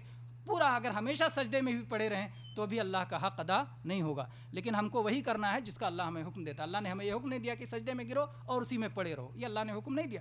اللہ نے حکم دیا رسولوں کو بھیج کر کے جس طرح پوری زندگی کو گزارنے کا، اسی طرح سے ہم کو اپنے سارے کام کرنے ہیں. تو میرے بھائیوں اللہ تبارک و تعالیٰ نے اس آیت میں جسم کے ٹھیک ٹھاک کرنے کا ذکر کیا. آدم علیہ السلام کی پیدائش سے پہلے اللہ تبارک و تعالیٰ نے جسم و روح دونوں کو ٹھیک ٹھاک کرنے کا ذکر بھی قرآن پاک میں ذکر کیا ہے. سورہ کہف میں اللہ تبارک و تعالیٰ نے دو لوگوں کا جو ہے محاورہ بات چیت ذکر کی ہے. ایک شخص جو ہے اپنے باغ میں داخل ہوتا ہے اور اس کے بعد میں وہ جو ہے اللہ کو بھول جاتا ہے، کفر کی بات کرتا ہے. تو اس کا ساتھی کہتا ہے اکفرت بالذی خلقک من تراب ثم من نطفۃ ثم سواک رجلا. کیا تم کفر کر رہے ہو اس اللہ کا، اس ذات کا کہ جس نے تم کو مٹی سے بنایا اور اس کے بعد تم کو نطفے سے بنایا اور اس کے بعد تم کو بالکل ٹھیک ٹھاک مرد بنا دیا، انسان بنایا جس میں روح اور جسم دونوں کو. روح دیکھیے کتنی، جب نفس جو ہے نفس پہ آپ غور کریں، اللہ نے کیسی لطیف چیز رکھی ہے، کیسی خفیف چیز رکھی ہے کہ وہی نفس وہ سوچتی ہے، نفس سمجھتی ہے، اور نفس محبت کرتی ہے، نفس قبول کرتی ہے، نفس نفرت کرتی ہے، نفس جو ہے شعور اور ادراک رکھتی ہے. تو نفس پہ اگر غور کریں یہ ساری چیزیں نفس کے ذریعے ہیں، نفس کے ذریعے ہیں. آپ دیکھیں کہ جو ہے کس چیز کی اصلاح کی ضرورت ہے، کس چیز کی اصلاح کی ضرورت ہے؟ جسم کی بھی اصلاح کی ضرورت ہے اور نفس کی بھی اصلاح کی ضرورت ہے. دونوں چیزوں کی اصلاح کی ہمیں ضرورت ہے، کیونکہ اگر روح جس وقت ہے، اگر جسم سے روح کو نکال دیا جائے تو انسان کیا ہو جائے گا؟ مردہ ہو جائے گا. تو اس وقت آپ کو صرف جسم کو اصلاح کی کوئی حاجت نہیں ہے. اور جب اس سے معلوم ہوتا ہے کہ جب جسم و روح دونوں ساتھ میں رہے تبھی زندگی ہے. زندگی کب ہے؟ جب جسم و روح دونوں ساتھ میں مل کر رہے. اس لیے دونوں کے تزکیہ کی، دونوں کو پاک صاف کرنے کی اور دونوں کو سدھارنے کی ضرورت ہے. جسم کو اس لیے جسم کی صفائی کے لیے غسل ہے، طہارت ہے، وضو ہے، اور اسی طرح سے ساری چیزوں کا حکم دیا گیا ہے کیسے کیسے جسم کی صفائی ستھرائی کا جو ہے خیال رکھا جائے. ناخن بڑھ جائیں تو اسے کترو، بال جو ہے اس کی کیسی زینت کرو. تو سارے بدن کے جو ہے اس کی اصلاح کا بھی حکم دیا گیا. اس کے بعد میں روح میں آپ دیکھیں گے نفس کے اندر کہ عقل ہے، عقل کی کیسے اصلاح ہوگی، اور اسی طرح سے ذہن کی کیسے اصلاح ہوگی، اور میل جول کی معاملات کی کیسے اصلاح ہوگی. ان ساری چیزوں کی ہمیں اصلاح کی ضرورت ہے. پھر اس کے بعد اللہ تبارک و تعالیٰ نے فرمایا فَأَلْهَمَهَا وَنَفْسٍ وَمَا سَوَّاهَا فَأَلْهَمَهَا فُجُورَهَا وَتَقْوَاهَا. قسم ہے نفس کی اور قسم ہے اس کے درست کرنے کی.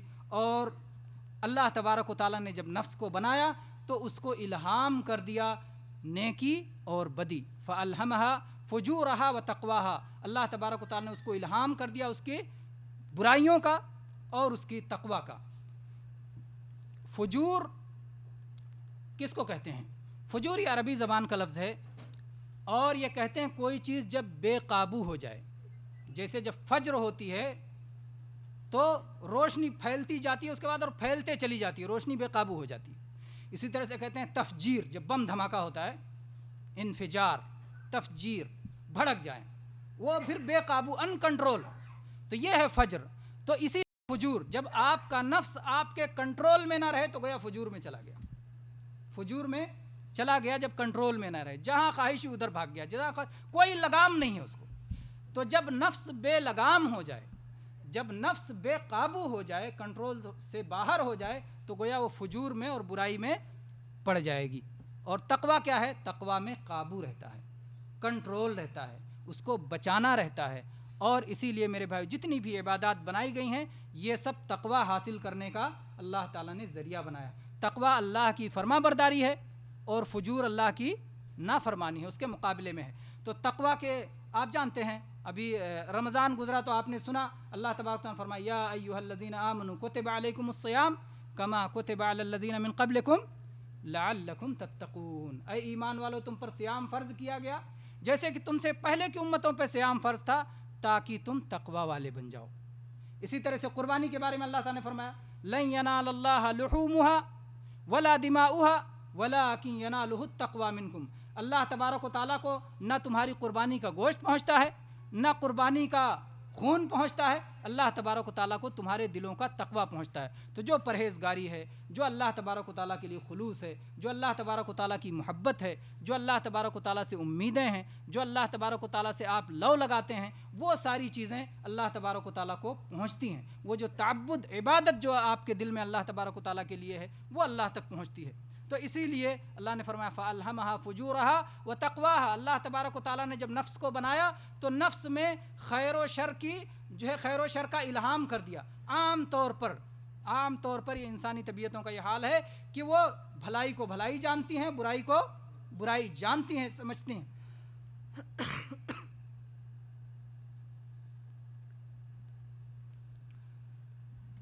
اللہ تبارک و تعالیٰ نے یہاں پر پہلے فجور کا ذکر کیا اور اس کے بعد جو ہے تقویٰ کا ذکر کیا، اس لیے کہ فجور پہلے ہے اور اسی کو دور کرنے کے لیے اصلاح کی جاتی ہے۔ برائیاں ہوتی ہیں، اندھیرا ہوتا ہے تو روشنی جلائی جاتی ہے، گمراہی ہوتی ہے تو انبیاء آتے ہیں اور اس کی اصلاح کرتے ہیں۔ تو اس لیے خیر جو ہے بعد میں ذکر کیا گیا، اس لیے نہیں کہ فجور پہلے آ گیا تو اس کی اہمیت زیادہ ہے۔ ہر مرتبہ ترتیب میں نئی حکمت ہوتی ہے، یہاں ترتیب میں اسی انداز سے حکمت ہے۔ میرے بھائی، جب ان آیتوں کو اللہ کے نبی کریم صلی اللہ علیہ وسلم پڑھتے تھے تو اس وقت آپ ایک دعا پڑھتے تھے، اللہم آت نفسی تقواہا وزکیہا انت خیر من زکاہا انت ولیہا و مولاہا۔ اے اللہ میرے نفس کو تقوی عطا کر دے، پرہیزگاری عطا کر دے، اے اللہ تو اسے پاک صاف بنا دے، اے اللہ تو ہی اس نفس کا مولا ہے، مالک ہے اور اس کی بگڑی بنانے والا ہے، اس کی غلطیوں کو درست کرنے والا ہے، تو ہی اس کا کارساز ہے، تو ہی اس کا جو ہے حامی و ناصر ہے۔ تو اللہ کے نبی کریم صلی اللہ علیہ وسلم یہ دعا پڑھتے تھے، یہ دعا ہمیں یاد رکھنا چاہیے اور پڑھنا چاہیے۔ اللہم آتی نفسی تقواہا وزکیہا انت خیر من زکاہا انت ولیہا و مولاہا۔ میرے بھائی، یہ دعا ہے اور دعا بھی ایک بہت اہم عبادت ہے اور پوری عبادتوں کا نچوڑ دعا ہی ہے اور دعا ہی میں سب سے زیادہ گمراہیاں پائی جاتی ہیں، اس لیے دعا صرف اللہ کا حق ہے اور اسی سے دعا کرنا چاہیے۔ اتنی عظمت و شان والا رب، اسی سے ہماری دعائیں ہونی چاہیے، اسی سے ہمیں مانگنا چاہیے اور اسی سے ہمیں سوال کرنا چاہیے۔ اگر ہم اللہ سے نہیں مانگتے تو اللہ ناراض ہوتا ہے، اللہ غصہ ہوتا ہے، جبکہ دوسروں کا کیا حال ہے، اگر ان سے مانگو تو ناراض ہوتے ہیں، لیکن اللہ تبارک و تعالیٰ سے نہ مانگو تو ناراض ہوتا ہے۔ اللہ کے نبی کریم صلی اللہ علیہ وسلم فرمایا من لم یسأل اللہ یغضب علیہ، جو اللہ سے مانگتا نہیں اللہ اس سے غصہ ہوتا ہے، اللہ اس سے ناراض ہوتا ہے۔ اس لیے مانگیں اور بار بار اللہ سے مانگیں اور صرف اللہ سے مانگیں، اللہ کے سوا دوسروں سے نہ مانگیں۔ اللہ تبارک و تعالیٰ نے اس کے بعد فرمایا قد افلح من زکاہا، کامیاب ہو گیا وہ شخص جس نے اپنے نفس کو پاک صاف کر لیا، کامیاب ہو گیا جس نے اپنے نفس کو پاک صاف کر لیا۔ پہلے اللہ تبارک و تعالیٰ نے اپنا کام ذکر کیا، وَنَفْسٍ وَمَا سَوَّاهَا فَأَلْهَمَهَا فُجُورَهَا وَتَقْوَاهَا، کہ نفس کی قسم اور اس کو ٹھیک بنانے کی قسم، اور پھر اس میں نیکی اور بدی کی پہچان ڈال دینے کی قسم۔ پھر اللہ نے اس کو نیکی بدی کی پہچان کرا دی، الہام کر دیا، کسی مشقت کے بغیر وہ علم اللہ نے دلوں میں اتار دیا۔ تو یہ اللہ نے کیا، ہم کو کیا کرنا ہے؟ اللہ نے بتایا قد افلح من زکاہا، جو آدمی اپنے آپ کو پاک صاف کرے وہ کامیاب ہوگا۔ تو اگر ہم کامیابی چاہتے ہیں تو میرے بھائیو ہمیں کچھ کرنا ہوگا۔ کامیابی کے لیے عمل شرط ہے، عمل شرط ہے، عمل کے بغیر کامیابی تک ہم نہیں پہنچ سکتے۔ چنانچہ قرآن مجید میں اللہ تبارک و تعالیٰ نے اور ساری جگہوں پر جہاں بھی فلاح کا ذکر کیا ہے وہاں اعمال کا ذکر کیا ہے۔ اللہ تبارک و تعالیٰ نے فرمایا قد افلح المؤمنون، ایمان والے کامیاب ہو گئے، الذین هم فی صلاتہم خاشعون، جو لوگ اپنی صلات میں خشوع اختیار کرتے ہیں، والذین هم للزکاۃ فاعلون، جو لوگ زکوٰۃ کو ادا کرتے ہیں۔ اس طرح سے اللہ نے اور ساری جو ہے بہت سارے کام گنائے کہ یہ کام آپ کو کرنا ہے۔ تو اگر آپ چاہتے ہیں کہ آپ فلاح یاب ہوں تو آپ ان اعمال کو اپنائیں۔ آپ ایسے دیکھیں سورہ بقرہ کو، جب قرآن پاک کی آغاز جہاں سے ہوتا ہے سورہ فاتحہ کے بعد سورہ بقرہ، اللہ تبارک تعالیٰ نے اس میں فرمایا اولئک هم المفلحون، اولئک علی ھدی من ربہم واولئک هم المفلحون، یہ لوگ اپنے رب کی ہدایت پر ہیں اور یہ لوگ فلاح پانے والے ہیں۔ یہ کون لوگ ہیں؟ شروع سے آپ دیکھیں گے الذین یؤمنون بالغیب ویقیمون الصلاۃ ومما رزقناہم ينفقون، یہ وہ لوگ ہیں جو غیب پہ ایمان رکھتے ہیں، یہ وہ لوگ ہیں جو صلاۃ قائم کرتے ہیں، یہ وہ لوگ ہیں جو زکوٰۃ ادا کرتے ہیں۔ تو اعمال کے ذریعے سے ایمان میرے بھائی سب سے پہلا عمل ہے اور سب سے بڑا عمل ہے اور سب سے زیادہ فضیلت والا عمل ہے۔ کوئی یہ نہ سمجھے کہ ایمان عمل نہیں ہے، تو ایمان بھی ایک عمل ہے، عمل سے جو ہے زندگی بنتی ہے، عمل کے ذریعے سے ہمیں آگے بڑھنا ہے، عمل کے ذریعے سے کامیابی نصیب ہوتی ہے۔ تو اللہ تبارک تعالیٰ نے یہاں اشارہ کیا کہ اگر آپ کامیاب ہونا چاہتے ہیں تو آپ جو ہے عمل کریں۔ قد افلح من زکاہا، کامیاب ہو گیا وہ شخص جس نے اپنے نفس کو پاک و صاف کر لیا، درست کر لیا اور جو ہے بلند کر لیا، برائیوں سے اپنے آپ کو اوپر اٹھا لیا۔ زکا کا معنی اوپر اٹھانا بھی ہوتا ہے، بلند کرنا بھی ہوتا ہے۔ میرے بھائیوں اسی لیے تزکیہ جب پاک صاف جب کوئی ہوتا ہے تو وہ بلند ہوتا چلا جاتا ہے، اور یہ چیزیں بلندی کی طرف انسان کو لے جاتی ہیں۔ آپ اگلی آیت کو ساتھ میں ملاتے ہیں تو آپ بات سمجھنا اور آسان ہو جائے گا۔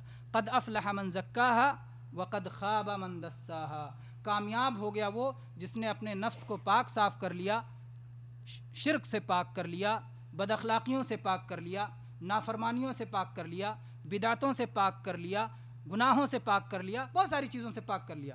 وقد خاب من دساہا، اور ناکام ہو گیا وہ شخص جس نے اپنے نفس کو مٹی میں ملا دیا، گندگی میں ملا دیا، چھپا دیا۔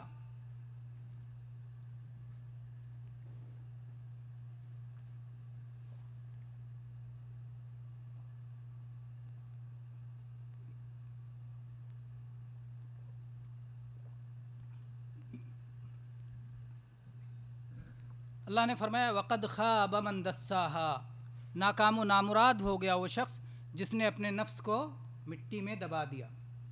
دسا قرآن میں ایک جگہ استعمال ہوا ہے۔ قرآن کو قرآن سے سمجھنا آسان ہوتا ہے۔ اللہ تبارک و تعالیٰ نے کفار مکہ کے اس طرز کو بیان کیا ہے کہ جب کسی کے گھر بیٹی پیدا ہو جاتی تھی تو وہ کہتا تھا ایمسکہ علی ہون ام یدسہ فی التراب، کیا ذلت کے ساتھ اس بیٹی کو زندہ رکھے یا لے جا کے مٹی میں دبا کے آ جائے۔ تو مٹی میں دبانے کے لیے دسا استعمال کرتے ہیں۔ اسی طرح سے آپ نے سنا ہوگا دسیسہ کاری، دسائس، سازشوں کو دسیسہ کہتے ہیں، اس لیے کہ جو لوگ سازش کرتے ہیں وہ چھپ کے کرتے ہیں۔ کوئی علل اعلان سازش کرے گا، کھل کے سازش کرے گا، لوگوں کے سامنے کرے گا نہیں۔ تو جو نیکیاں ہوتی ہیں، نیکی کا ایک نام عربی میں کیا ہے؟ معروف۔ معروف یعنی پہچانی ہوئی، مشہور چیز، اور برائی کا کیا نام ہے؟ منکر، اجنبی چیز، بیگانہ چیز۔ تو معروف اور منکر۔ اسی طرح سے تزکیہ وہ ہوتا ہے کہ جو مشہور اور معروف ہوتا ہے۔ چنانچہ آپ دیکھیں اگر کوئی مسجد بنائے گا، اسلامک سینٹر بنائے گا، مدرسہ بنائے گا، تو جا کر کے کہیں کوئی کونے میں بنائے گا، چھپی ہوئی جگہ میں، یا ایسی جگہ میں شارع عام پہ بنائے گا، گزرتا ہوا ہر کوئی دیکھے۔ مسجد کا مینارہ بلند بنائے گا کہ جو دیکھے نظر آئے، جہاں سے دیکھ لے۔ تو نیکی کے کام جو ہوتے ہیں وہ کھل کر کیے جاتے ہیں، اس کو چھپ کے نہیں کیا جاتا۔ تو اسی طرح نیکی کرنے والا بھی اللہ تبارک و تعالیٰ اس کو بڑھا دیتا ہے، بلند کر دیتا ہے۔ عرب جو ہے اسی لیے ان کو کریم کہتے تھے، جو بلندیوں پہ جب کہیں سفر میں جاتے تھے تو ٹیلے پہ ٹھہرتے تھے اور آگ روشن کرتے تھے کہ کوئی بھی آس پاس میں مسافر جا رہا ہو تو یہاں آ جائے، ہمارے ساتھ آگے کھانا کھائے۔ تو یہ جو ہے بلندی، یہ خیر کی علامت ہے، ان کو چھپنے کی ضرورت نہیں ہے۔ چھپنے کی ضرورت ان کو ہوتی ہے۔ اگر کوئی شراب بیچے گا، زناکاری کا اڈہ کھولے گا، اور بھی کوئی سازش کرے گا، کوئی مکر و فریب کرے گا، کوئی دغا بازی کرے گا، تو کہاں کرے گا؟ بیچ بازار میں؟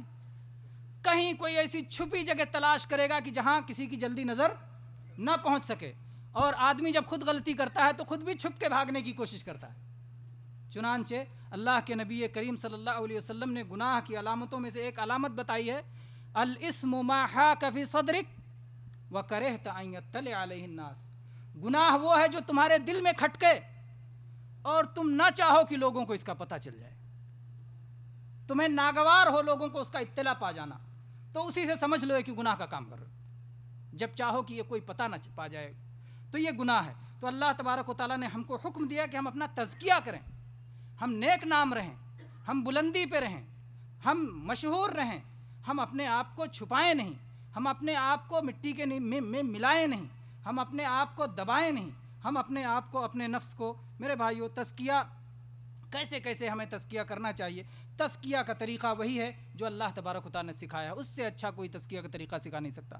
آپ سورہ عصر پڑھیں، اللہ تبارک و تعالیٰ نے فرمایا اعوذ باللہ من الشیطان الرجیم بسم اللہ الرحمن الرحیم والعصر ان الانسان لفی خسر الا الذین آمنوا وعملوا الصالحات وتواصوا بالحق وتواصوا بالصبر۔ اس میں 4 اصول بتائے گئے ہیں، ان چاروں کو اپنا لو، اسی سے تزکیہ ہوگا، ان چاروں سے تزکیہ ہوگا: ایمان، نیک عمل، دعوت اللہ اور صبر، اسی سے تزکیہ ہوگا۔ اور تزکیہ کے جو بہت سارے جو ہے طریقے بتائے جاتے ہیں کہ سانس ادھر سے کھینچو اور چوٹ یہاں مارو، کبھی ناف پہ چوٹ مارو، کہ کبھی سینے پہ چوٹ مارو، کبھی دل کے اوپری حصے پہ چوٹ مارو، کبھی، یہ سب خرافات ہیں جس میں امت کو جو ہے بہکایا گیا ہے۔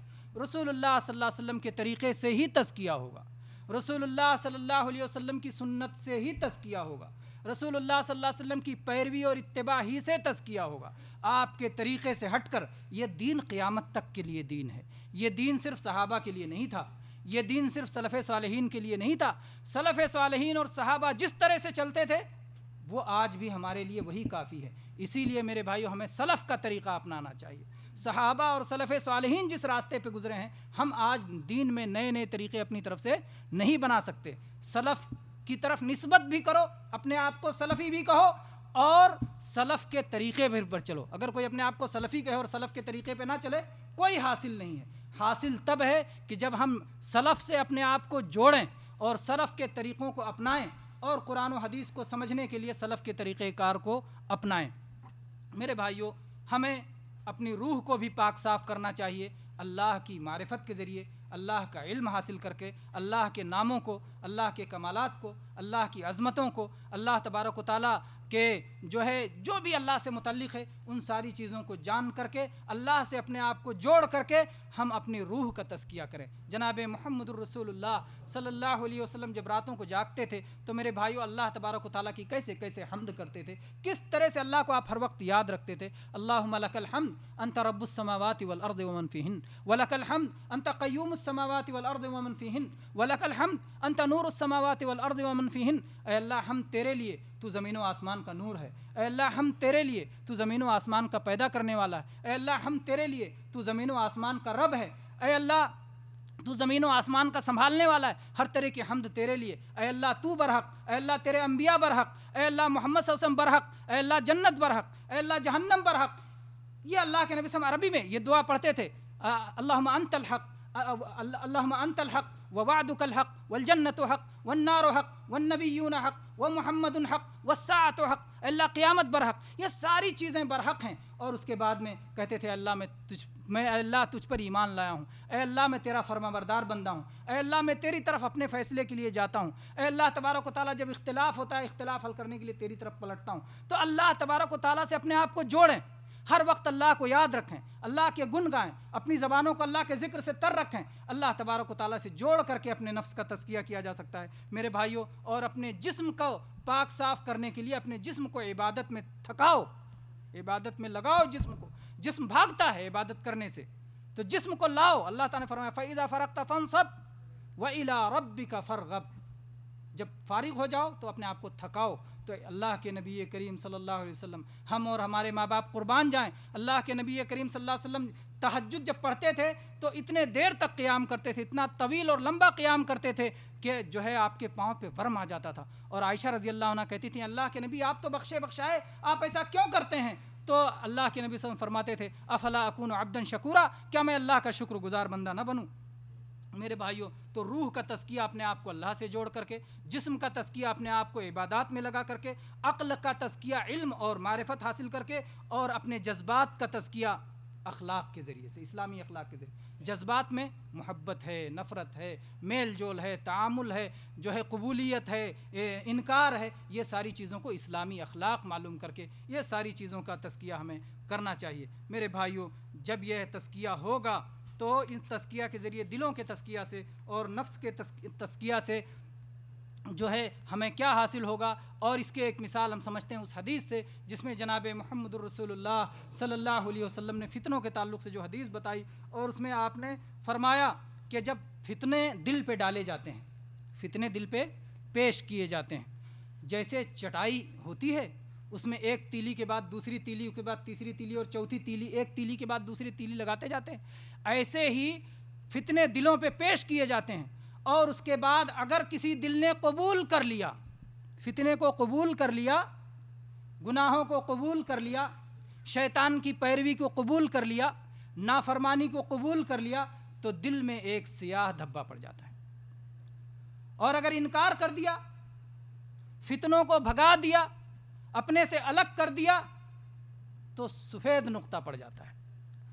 اب اس طرح اگر وہ فتنوں کا انکار کرتا رہا اور اللہ کی اطاعت پہ لگا رہا تو اس کا دل سفید ہو جاتا ہے، ابیض مثل الصفا، جیسے صاف ستھرا سفید پتھر، اس طرح سے اس کا دل مضبوط ہو جاتا ہے۔ اور اس کے بعد لا تضرہ فتنۃ ما دامت السماوات والارض، اس کو کبھی کوئی فتنہ نقصان پہنچا ہی نہیں سکتا۔ اگر وہ فتنے کے ساتھ اس طرح ڈٹا رہا، اڑا رہا، فتنوں کو بھگاتا رہا، تو فتنے اسے نقصان نہیں۔ تو قد افلح من زکاہا، کامیاب ہو گیا جس نے اپنے آپ کو پاک کر لیا، شرک سے پاک کر لیا، بدعتوں سے پاک کر لیا، گناہوں سے پاک کر لیا، نافرمانیوں سے پاک کر لیا، بد اخلاقیوں سے پاک کر لیا، حسد سے پاک کر لیا، غیبت سے پاک کر لیا، چغل خوری سے پاک کر لیا، جھوٹ سے پاک کر لیا، حرام کاری سے پاک کر لیا، زنا شراب سے پاک کر لیا، اللہ کی حرام کی ہوئی ساری چیزوں سے اپنے آپ کو پاک کر لیا، کامیاب ہو گیا، اس کا دل سفید ہو گیا، اب یہ مثل الصفا۔ اور دوسرا وہ ہے کہ ایک فتنہ آیا، اس کو قبول کر لیا، دوسرا فتنہ آیا، اس کو قبول کر لیا، ایک چٹائی کے بعد دوسرا، ایک تیلی کے بعد دوسری تیلی، یہاں تک کہ تیلیاں جڑتے جڑتے چٹائی بن گئی، تیار ہو گئی۔ تو اللہ کے نبی کریم صلی اللہ علیہ وسلم نے اس کی مثال کیا دی کہ ایک نقطہ پڑتا ہے اور پھر دوسرا نقطہ اور پھر تیسرا نقطہ، حالت یہ ہو جاتی ہے کہ دل پورا سیاہ ہو جاتا ہے، اسود مربادن، کالا بھجنگ ہو جاتا ہے، سیاہ ہو جاتا ہے۔ اور اس کے بعد میں اس میں کوئی نہ وہ بھلائی کو پتہ، نہ اس کو برائی کا پتہ، اس کو جو بھی بس سمجھ میں آئے، جیسے کہا فجور، ان کنٹرول، بے قابو ہو گیا، اب اس کو نہ نیکی کا پتہ نہ برائی کا پتہ، دل کالا سیاہ ہو جاتا ہے۔ یہ ہے قد خاب من دساہا، جس نے اپنے نفس کو مٹی میں ملا دیا، اپنے دل کو سیاہ کر لیا، ناکام و نامراد ہو گیا۔ میرے بھائیو، اگر تزکیہ مل گیا اور دل ہمارا محفوظ ہو گیا تو اللہ تبارک و تعالیٰ کی طرف سے بڑی بشارتیں ہیں، اللہ کی طرف سے بڑی خوشخبریاں ہیں اس شخص کے لیے۔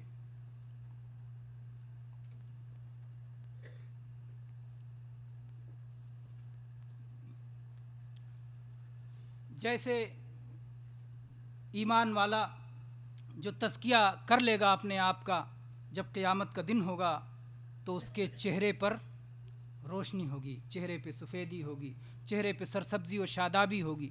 چنانچہ اللہ تبارک و تعالیٰ نے قرآن پاک میں قیامت کا منظر کھینچا ہے، یوم تبیض وجوہ وتسود وجوہ، قیامت کا دن وہ دن ہوگا کہ جب کچھ چہرے سفید ہوں گے اور کچھ چہرے سیاہ ہوں گے۔ تو جس نے اپنے آپ کا تزکیہ کر لیا اس کے چہرے سفید ہوں گے، اور جنہوں نے اپنے آپ کا تزکیہ نہیں کیا، اپنے آپ کو مٹی میں ملا دیا، ان کے چہرے سیاہ ہوں گے۔ اور اسی طرح سے اللہ تبارک تعالیٰ نے فرمایا وجوہ یومئذ مسفرہ، اس دن کچھ چہرے روشن ہوں گے۔ اور اسی طرح سے اللہ تعالیٰ نے فرمایا وجوہ یومئذ ناعمہ، اس دن کچھ چہرے ناز و نعمت والے ہوں گے۔ اس طرح سے اللہ تعالیٰ نے فرمایا وجوہ یومئذ ناظرہ، اس دن کچھ چہرے سرسبز و شاداب ہوں گے۔ بعض اہل علم نے اس کی تفسیر کی ہے کہ جب اعمال نامہ ملے گا تو اس کا چہرہ سفید ہوگا، اور جب اعمال نامہ پڑھ لے گا تو اس کا چہرہ روشن ہو جائے گا، لوگوں کو بلائے گا، ہلم اقرؤ کتابیہ، آؤ میرے اعمال نامہ کو آپ بھی پڑھو، دیکھو میرا کیا رزلٹ ہے، اللہ نے مجھے کیا دیا۔ دنیا میں تم مجھے احمق سمجھتے تھے، بیوقوف سمجھتے تھے، نبیوں کا اتباع کرنے والے کو عام طور پہ بیوقوف سمجھا جاتا ہے۔ تو میرے بھائیو، ایسی اللہ کے نبی صلی اللہ علیہ وسلم فرمایا المؤمن غر کریم، مومن بھولا بھالا ہوتا ہے، شریف النفس ہوتا ہے، والفاجر خب لئیم، اور فاجر بدماش وہ جو ہے کمینہ اور سازش والا اور مکر و فریب والا ہوتا ہے۔ تو اس طرح سے جو اللہ آج اس دنیا میں اپنے نبیوں کے طریقوں پر چلتا رہا اور نبیوں کے راستے پر چلتا رہا اور اپنے آپ کو اس پر لگائے رکھا اطاعت پر، تو اس کا قیامت کے دن اس کا چہرہ روشن ہوگا، اور اس کے بعد جب جنت میں داخل ہوگا تو نعمتوں سے اس کا چہرہ بھرا ہوا ہوگا، اور روشنی اس کی اور اس کی سرخی اور اس کی زینت سجاوٹ چہرے کی بڑھ جائے گی۔ اور اس کے بعد میں جب اللہ کا دیدار ہوگا، وجوہ یومئذ ناظرہ الی ربہا ناظرہ، وہ چہرے سرسبز و شاداب ہو جائیں گے جب اللہ کا دیدار ہوگا، اور یہ سب سے بڑی نعمت ہوگی جو اہل ایمان کو حاصل ہوگی کہ اللہ کا دیدار نصیب ہوگا۔ اللہ تبارک و تعالی ہم سب کو ان خوش نصیب بندوں میں سے بنائے جنہیں اللہ کا دیدار نصیب ہوگا۔ میرے بھائیوں، یہاں تک سمجھیے اس سورے کا 2 حصہ مکمل ہو گیا، قسموں کا بیان اور نفس کی اصلاح کا بیان۔ آخری حصے میں اللہ تبارک و تعالیٰ نے ایک نمونہ دیا ہے کہ جن لوگوں نے اللہ کے رسولوں کو جھٹلایا، ان کا انکار کیا، تو کس طرح سے وہ سزا کا شکار ہوئے۔ چنانچہ اللہ تعالیٰ نے اس کے بعد فرمایا کذبت ثمود بطغواہا، سمود نے اپنی سرکشی کی وجہ سے جھٹلایا۔ کذبت ثمود بطغواہا اذ انبعث اشقاہا، جبکہ ان میں جو سب سے بدبخت تھا ان کی قوم میں وہ اٹھ کھڑا ہوا۔ فقال لهم رسول اللہ ناقۃ اللہ وسقیاہا، ان سے اللہ کے رسول نے کہا یہ اللہ کی اونٹنی ہے اور اس کا خیال رکھو، اس کی حفاظت کرو اور اس کی باری کی حفاظت کرو۔ فکذبوہ فعقروہا، تو ان لوگوں نے رسول کو جھٹلا دیا اور اونٹ کے ہاتھ پاؤں کاٹ کے اس کو ذبح کر دیا۔ فدمدم علیہم ربہم بذنبہم فسواہا، تو اللہ تبارک و تعالیٰ نے ان کے رب نے ان کے گناہوں کی وجہ سے ان پر ایک سخت چیخ بھیج دی اور اس کی وجہ سے ان کو ہلاک اور برباد کر دیا۔ میرے بھائیو، سمود علیہ السلام قوم سمود میں نبی آئے تھے صالح علیہ السلام۔ صالح علیہ السلام قوم سمود میں نبی بن کر کے آئے تھے، اور ان کا واقعہ اگر ہم دوسری صورتوں میں اور مزید تفصیلات کے ساتھ ان کا واقعہ ہے، لیکن چونکہ وقت کافی گزر چکا ہے اس لیے ہم اختصار سے اس جانب کو لیتے ہیں کہ اللہ کے نبی صالح علیہ السلام قوم سمود کو بھیجے گئے، اور جیسا کہ سارے نبیوں کی دعوت تھی اعبدوا اللہ ما لکم من الہ غیرہ، صرف ایک اللہ کی عبادت کرو اور اس کے سوا اور کسی کی عبادت نہ کرو۔ بتایا کہ فاتقوا اللہ واطیعون، اللہ سے ڈرو اور میری بات مانو، ہے نا۔ اللہ کا تقوی، اللہ کی عبادت اور اطاعت رسول اللہ صلی اللہ علیہ وسلم کی، جو رسول تھے اس کے ہر قوم کے۔ تو یہ دعوت تھی ان کی بھی، انہوں نے کہا تو ان لوگوں نے جو ہے پیش کیا کہ بھائی کوئی دلیل بتائیے، آپ اللہ کے رسول ہیں، کوئی معجزہ دکھائیے، کوئی آیت اور نشانی دکھائیے۔ تو کہا کیا نشانی چاہتے ہو؟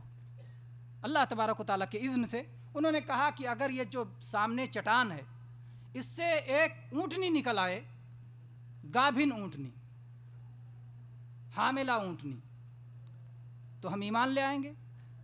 تو کہا لیکن دیکھو اگر اونٹنی آ جائے گی، اگر اس پہ بعد تم نافرمانی کرو گے تو عذاب آئے گا۔ اللہ کا طریقہ ہے نہ اونٹنی کو چھونا تکلیف پہنچانا، اور نہ جو ہے اونٹنی آئے گی تو جو قوم کا کنواں ہے ایک دن وہ پانی پیے گی اور ایک دن باقی جانور پانی پئیں گے، تکلیف نہیں پہنچانا اس کو۔